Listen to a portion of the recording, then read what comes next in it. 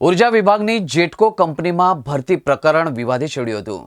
રાજ્યમાં એક જ દિવસે હેલ્પરની પરીક્ષા લેવાઈ છતાં રાજકોટ, ભરૂચ અને મહેસાણા ઝોનમાં અલગ અલગ મેરિટથી વિવાદ થયો હતો। આ બાબતે ઉમેદવારોએ અધિકારી સમક્ષ રજૂઆત પણ કરી હતી, જેથી અધિકારીએ 5 તારીખ સુધીનો સમય માંગ્યો હતો। ઉમેદવારે ચીમકી આપી હતી કે 5 તારીખ સુધી જો તેઓને સંતોષકારક જવાબ નહીં મળે તો પરિવાર સાથે આંદોલન કરીશું। હાલમાં લેવાયેલી જેટકોમાં ઇલેક્ટ્રિક આસિસ્ટન્ટની પરીક્ષામાં હજારો ઉમેદવારોએ આપી હતી।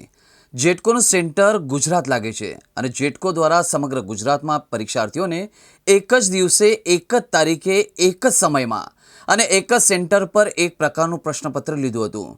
મેરિટ લિસ્ટ બાબતે મહેસાણા ઝોનમાં અન્યાય થયો હોવાનો આરોપ મૂકવામાં આવ્યો હતો, જેથી 100થી વધારે ઉમેદવારોએ રેસકોર્સ ખાતે આવેલા વિદ્યુત ભવન પહોંચ્યા હતા।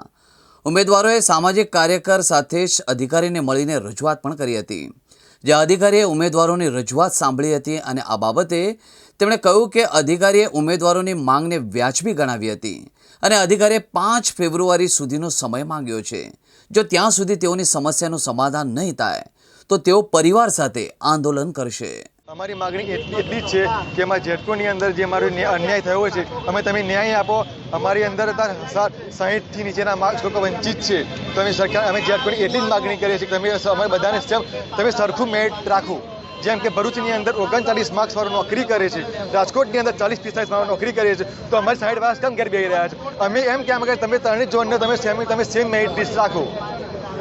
જો તમારી માંગણી સ્વીકારવામાં નહીં આવે તો શું આગળ? અમારી માંગણી સ્વીકારવામાં નહીં આવે તો અમે આ જગ્યાએ અમે બરોડા મેન ઓફિસની બહાર અમે આંદોલન કરીશું। જ્યાં સુધી અમે ન્યાય નહીં મળે ત્યાં સુધી અમે ઘરના પરિવાર સાથે અમે હાજર રહીશું અને આંદોલન કરીશું।